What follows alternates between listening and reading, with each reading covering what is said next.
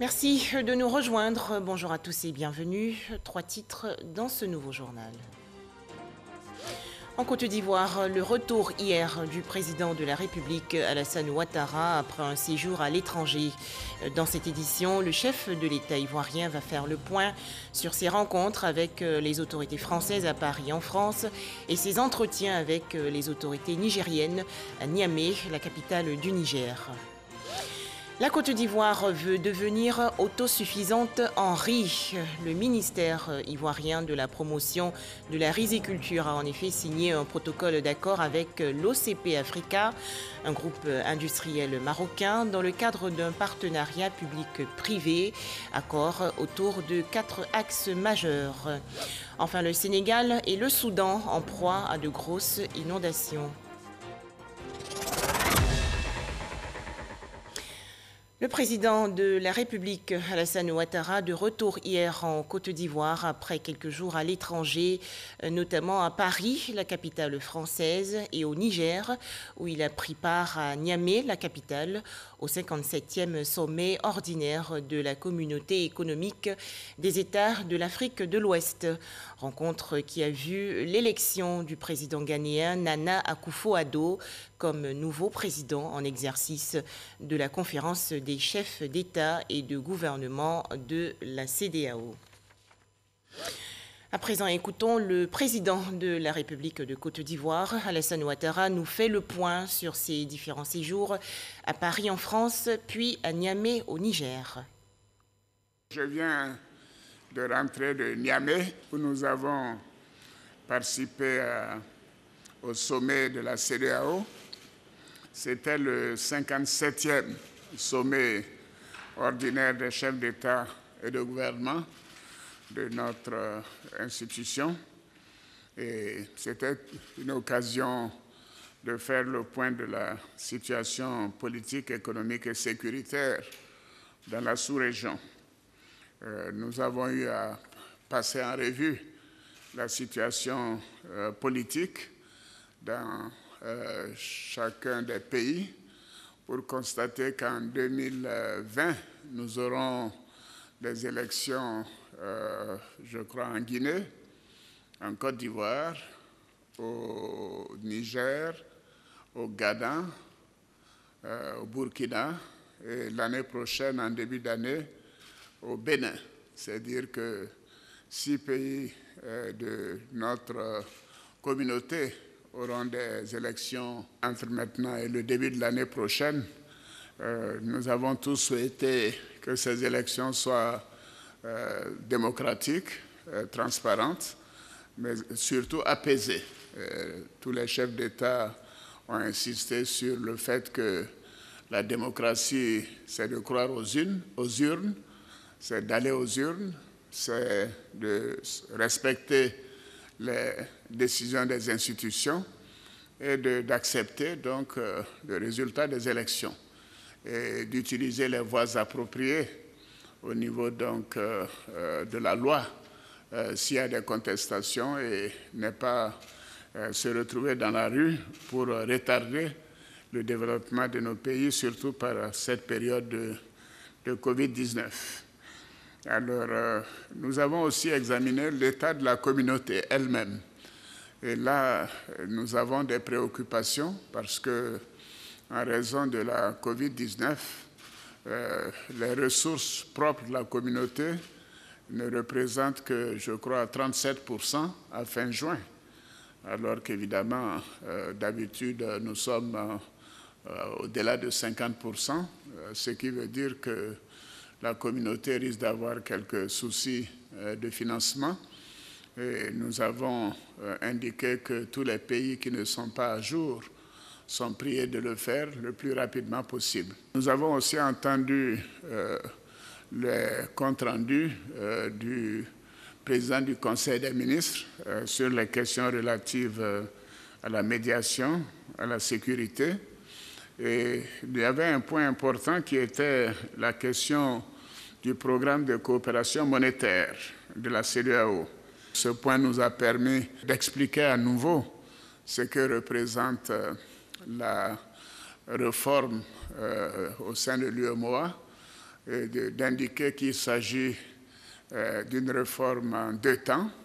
Le premier temps étant de faire en sorte que tous les engagements et tous les liens avec le Trésor français et la présence des Français dans les structures de l'UEMOA soient complètement donc effacés, et que nous maintenons pour le futur que la question de la garantie de notre monnaie par donc la France et également la question de la parité fixe avec l'euro.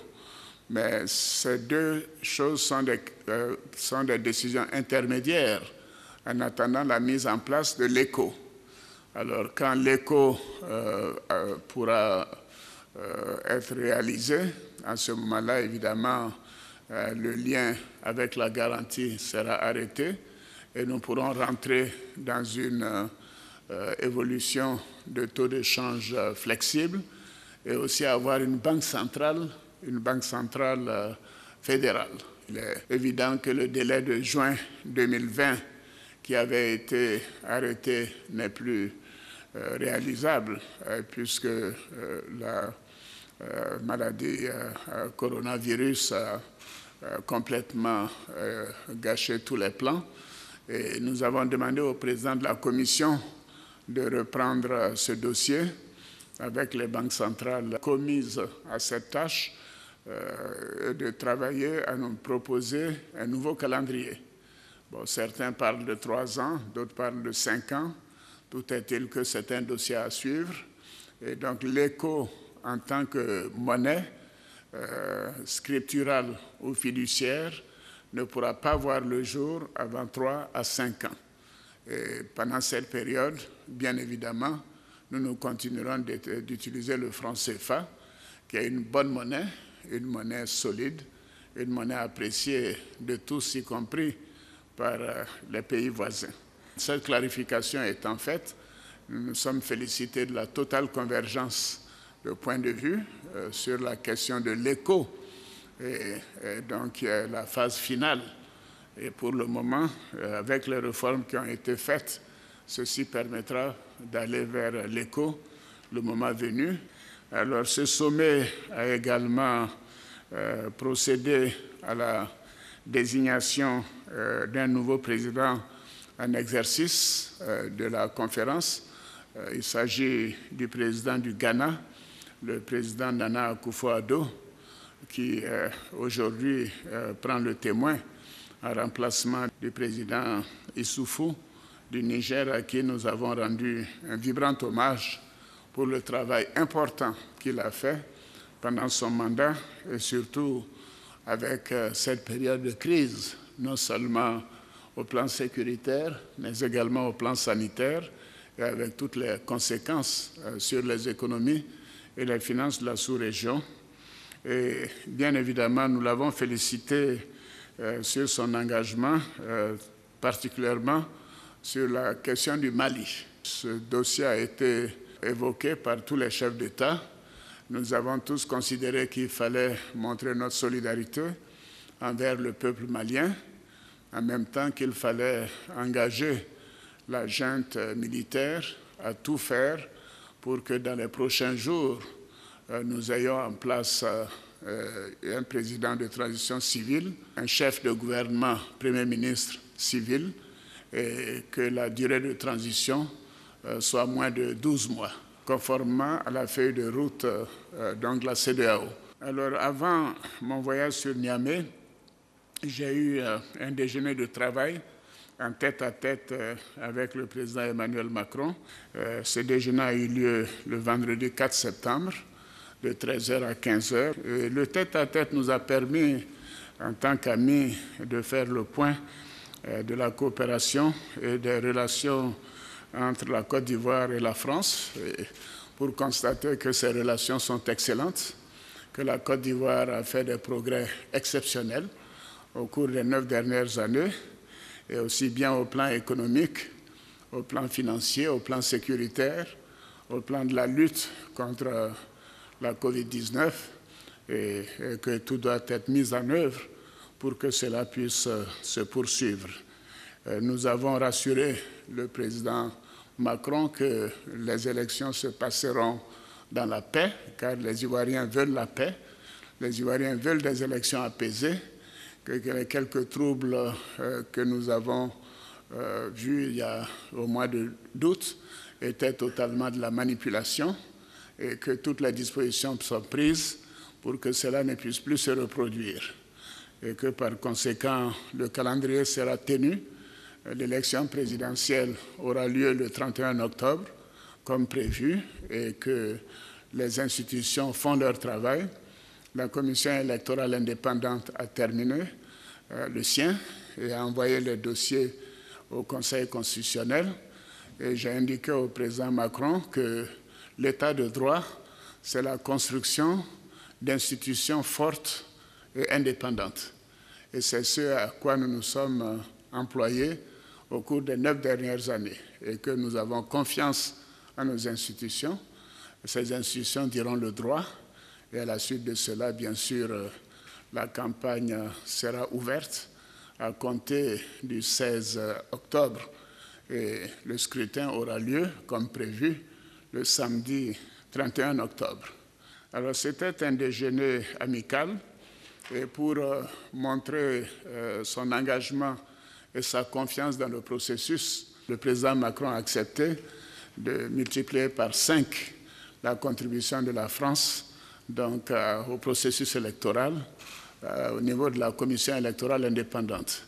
Et nous avons également parlé longuement du Mali, de la préoccupation de la France, de l'Europe et de la communauté internationale concernant le flou entre guillemets, qui persiste au Mali. Mais je lui ai dit que nous étions en contact avec les jeunes gens de la junte et que nous les encourageons à faire tout pour que les structures soient mises en place dans les meilleurs délais. Il y va donc de l'intérêt des Maliens, mais il y va également de l'intérêt des pays voisins, tels que la Côte d'Ivoire. Je pense que beaucoup le savent, le Mali est le 2e client de la Côte d'Ivoire au plan continental. Donc ce qui affecte le Mali affecte la Côte d'Ivoire et au-delà des liens anciens qui unissent les 2 pays et les 2 peuples.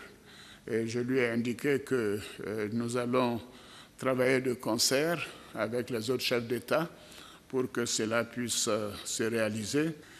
Nous avons parlé bien sûr de la lutte contre le terrorisme, ce qui explique l'intérêt de tous pour le Mali. J'en ai profité pour dire comment nous avons géré l'attaque de Kafalo et je voudrais féliciter les grands commandements pour l'important travail qui a été fait pour circonscrire cette attaque. Et j'ai indiqué que nous avons des dizaines de personnes en détention qui sont interrogées. Et bien évidemment, ceci nous permet d'avoir des informations intéressantes pour nous-mêmes, mais également pour les pays voisins, et que nous avons même créé une zone spéciale donc, dans le nord pour protéger nos frontières et protéger les Ivoiriens. Et qu'ils pouvaient donc considérer que la Côte d'Ivoire, au plan de la sécurité, continue d'être bien tenue et que nous ferons en sorte de donner tous les moyens à nos forces de défense et de sécurité pour continuer cet excellent travail. Alors, nous avons également parlé de la pandémie, donc de la COVID-19. Alors, je lui ai dit toute ma fierté pour les résultats que nous avons obtenus jusqu'à présent, en expliquant comment nous avons procédé, en isolant d'abord Abidjan, ce qui a permis de concentrer la plupart des cas à 98% dans la ville d'Abidjan. Et au fur et à mesure, nous avons pu donc mettre fin à l'isolement d'Abidjan et que la Côte d'Ivoire est l'un des rares pays à avoir pu faire des examens primaires, secondaires avec le BEPC, le bac et dans les universités. Et je lui ai dit que, par exemple, en 2019, le taux de réussite était de 41%, ce qui est faible, mais c'était moins de 20% quand nous sommes venus aux affaires, et qu'en 2020, malgré la COVID, nous sommes à 40% de taux de réussite. Je crois que c'est une expérience que nous pouvons partager.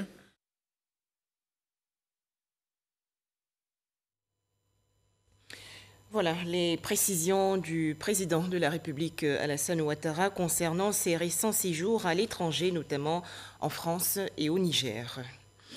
La région du Moronou, fin prête pour accueillir le président de la République Alassane Ouattara. Le chef de l'État y effectue une visite d'État du 9 au 12 septembre prochain.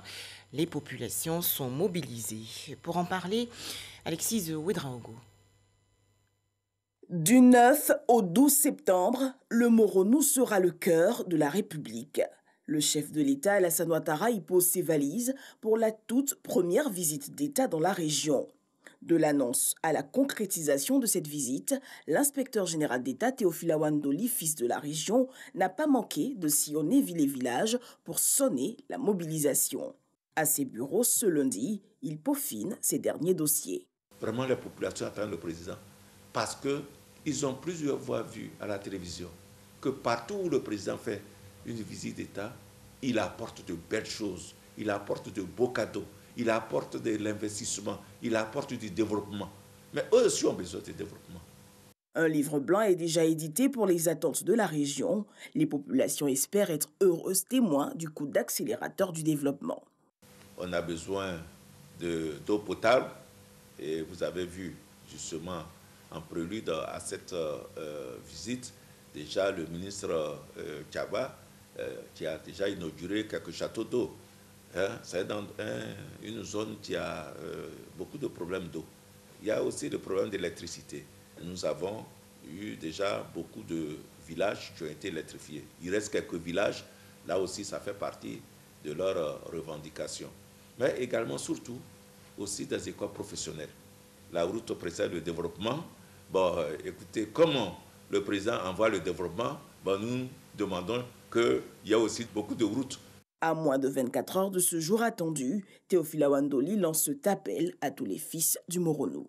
Une visite officielle, c'est la première fois que nous l'avons. Et par conséquent, l'appel est lancé et déjà entendu. Et je peux rassurer, allez, vous verrez. Dans l'actualité nationale également, les échanges hier entre le ministre de la Communication et des Médias, Sidi Touré, et une délégation égyptienne. Les différentes parties ont évoqué la possibilité d'une coopération entre les médias d'État de leurs pays respectifs. Les détails, Serge Collia. La délégation égyptienne était conduite par son ambassadeur en Côte d'Ivoire. Son Excellence, Wael Badani, était accompagné du directeur de la radio nationale égyptienne. Nous avons exploré plusieurs champs d'activité dans lesquels nous allons commencer dès maintenant à voir comment réaliser les matériels de coopération que nous avons abordés, que ce soit à la télé ou à la radio aussi, puisque nous avons beaucoup de champs d'intérêt communs. Au bénéfice des deux peuples, peuple égyptien et peuple ivoirien. En Côte d'Ivoire, nous avons beaucoup de matériel culturel dont nous pourrions profiter en Égypte. Et en Égypte aussi, nous avons beaucoup de documentaires, de matériel culturel aussi que nous souhaiterions partager avec vous. Et en français, cette coopération se fera en français. Message bien reçu par le ministre de la Communication et des Médias. Sidi Temoko Touré entend s'impliquer dans le succès de cette future collaboration. La partie ivoirienne aura un grand intérêt à matérialiser, à structurer ces relations d'interaction fraternelle avec la partie égyptienne. Abiba Dambélé, directrice des journaux d'information, représentant le directeur général, et Sali Sulier Konaté, directrice de Radio Côte d'Ivoire, ont également pris part aux échanges. Les deux responsables de la RTI ont partagé quelques réalités professionnelles avec le directeur de la radio nationale égyptienne. Toujours en Côte d'Ivoire, la signature d'un protocole d'accord entre le ministère de la promotion de la riziculture et l'OCP Africa, un groupe industriel marocain. Cet accord vise à redynamiser la filière rizicole ivoirienne, et cela dans le cadre d'un partenariat public-privé qui va s'articuler autour de 4 axes majeurs. Les explications de Cheikh Koné.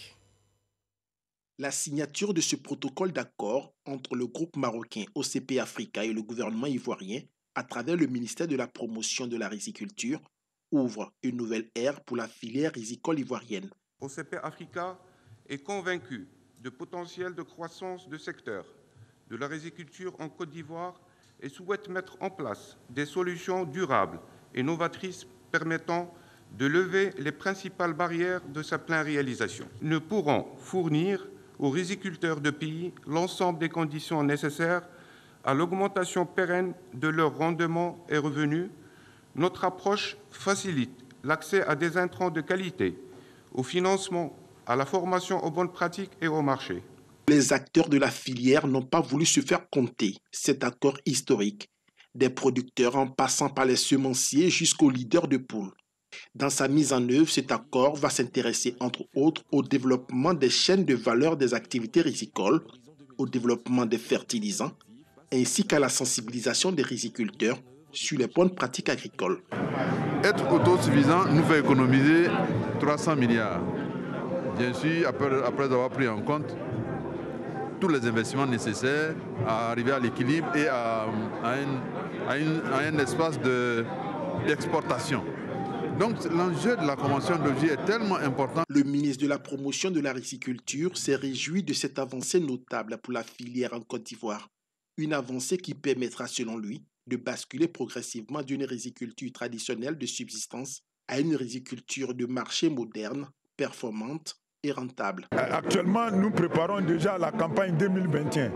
Donc on peut dire que cette signature résout le problème des engrais. Donc nous allons régler aussi tous les autres problèmes, comme on l'a dit, parce qu'aujourd'hui, il s'agit d'une riziculture intégrée. Il faut réduire les problèmes d'irrigation, les problèmes d'exploitation des parcelles, les problèmes de fourniture de l'ensemble des intrants aux paysans. En Côte d'Ivoire, selon les statistiques, chaque Ivoirien consomme environ entre 45 et 70 kg de riz par an. Le riz est ainsi considéré comme la denrée alimentaire la plus prisée du pays. Direction à présent Galébré, dans la région centre-ouest du pays. Cette localité va être dotée dans les prochains jours d'un château d'eau, d'un pont métallique et de plusieurs établissements scolaires. Les travaux de construction de ces ouvrages sont bien sûr en cours. Des projets rendus possibles grâce à la paix cultivée par les populations. Les précisions dans ce reportage de Mamadou Kouassi. Le pont métallique construit sur l'axe Guibéroa-Galébré est fonctionnel depuis quelques mois. Un projet lancé par le Premier ministre Feu Amadou Gon Coulibaly lors de son passage dans la région. Un autre projet de lui qui prend forme, c'est le château d'eau de Galébré. Une infrastructure qui sera livrée dans 4 mois. L'école maternelle dont du député sera également fonctionnelle à la rentrée prochaine des classes. Des projets de développement rendus possibles grâce à la paix et à la cohésion qui règne dans cette localité du département de Gagnoua. Des projets que les jeunes ont décidé de préserver à travers le maintien du climat social apaisé. On est jeunes aujourd'hui, mais demain on sera vieux et on sera appelé à diriger des villages. Mais quel est le comportement que nous nous donnons maintenant pour que nous soyons un modèle? Voilà, en grosso modo, ma mission fondamentale pour la jeunesse. Constitués en association sous-préfectorale, ces jeunes ont vu l'investiture de leur bureau. Une occasion pour le parrain de l'événement, Jean-Louis Moulot, maire de la commune de Grand Bassam, d'inviter les jeunes à pérenniser les acquis du développement. Je vous encourage à suivre la voie du développement. Laissez la politique aux politiciens. Préoccupez-vous de régler vos problèmes. Et vos problèmes, c'est l'autonomisation. C'est de trouver du travail. C'est d'avoir du financement pour vos projets. Suivez ceux qui peuvent vous apporter le développement. Ceux qui ne parlent pas seulement, mais ceux et celles qui agissent sur le terrain pour changer vos vies. La secrétaire d'État chargée de l'autonomisation des femmes, Miss Belmont Dogo, par ailleurs cadre et députée de Galébré, s'est félicitée de l'engagement des jeunes à préserver la paix sociale et la cohésion. Elle appelle donc les fils et filles de Galébré à l'union. Si nous voulons aller de l'avant, si nous voulons continuer le développement, il faudra que nous arrivions à taire nos querelles politiques. Je vous invite à travailler. Ne restez pas des éternels assistés. Je vous demande de prendre votre destin en main. Prendre son destin en main, ce n'est pas aller marcher et casser. Prendre son destin en main, ce n'est pas faire l'apanage de la violence. Prendre son destin en main, c'est avoir une activité. Cette rencontre a été également l'occasion pour Miss Belmont Dogo de distinguer les meilleurs élèves du 3e du collège moderne de Galébré. Une initiative pour encourager la culture de l'excellence. Et nous parlons encore du coronavirus et de la lutte contre la maladie.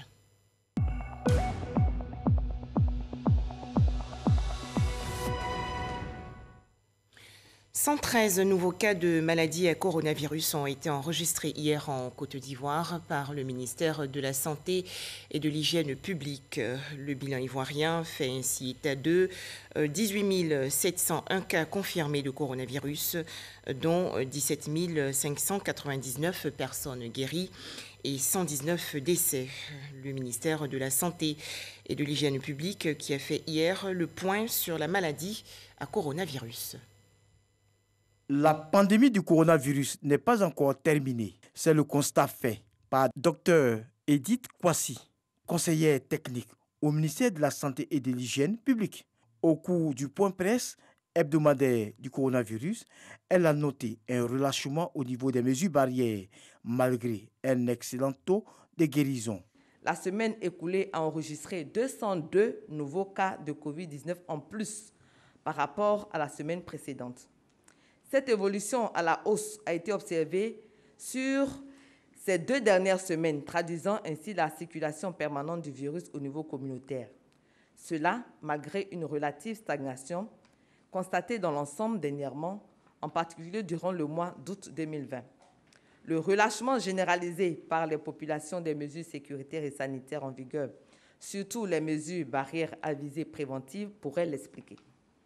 Une augmentation du nombre d'échantillons à près de 1457 en plus, avec une moyenne journalière d'environ 1068 prélèvements, compte un excellent taux de guérison avoisinant les 95% et une létalité ou taux de décès stable autour de 0,64%, reflet de la qualité de la prise en charge par les professionnels de la santé. Le commissaire principal, Charlemagne Bleu, a quant à lui fait le point sécuritaire à Abidjan dans les espaces sonorisés et aux frontières du pays. Dans le cadre de la nécessaire préservation de nos acquis dans cette lutte, les forces de défense et de sécurité ont entrepris des contrôles inopinés dans les établissements et autres lieux ouverts au public, maquis contrôlés, 653, bars et boîtes de nuit contrôlés, 445, restaurants contrôlés, 523, hôtels contrôlés, 422, soit 2043 établissements visités et contrôlés. Au constat général, l'on peut noter une affluence moyenne et un taux de respect quasi satisfaisant, notamment dans les bars et restaurants de Cocody et de Makori. Le recul fâcheux du respect des mesures dans tous les maquis visités nous fonde à annoncer à présent une campagne répressive imminente qui fera appliquer les sanctions allant de la fermeture des 10 lieux à la poursuite judiciaire de leurs tenanciers et ou propriétaires contrevenants. Les 2 conférenciers ont appelé les populations à une vigilance accrue et au respect des mesures barrières pour venir à bout de la pandémie du coronavirus en Côte d'Ivoire. Des images à présent. Plusieurs pays africains vivent actuellement une situation dramatique. Ils subissent en effet les conséquences de la saison des pluies. Par exemple, au Soudan et au Sénégal, les inondations bouleversent fortement le quotidien des populations. Enfin, les Nations Unies veulent des investigations indépendantes et approfondies sur l'empoisonnement de l'opposant russe Alexei Navalny. Un crime très grave, selon l'ONU. Le haut-commissaire aux droits de l'homme, Michel Bachelet, a en effet appelé hier à Genève la Russie à mener les enquêtes ou à collaborer. Et c'est la fin de ce journal. Merci de nous avoir suivis.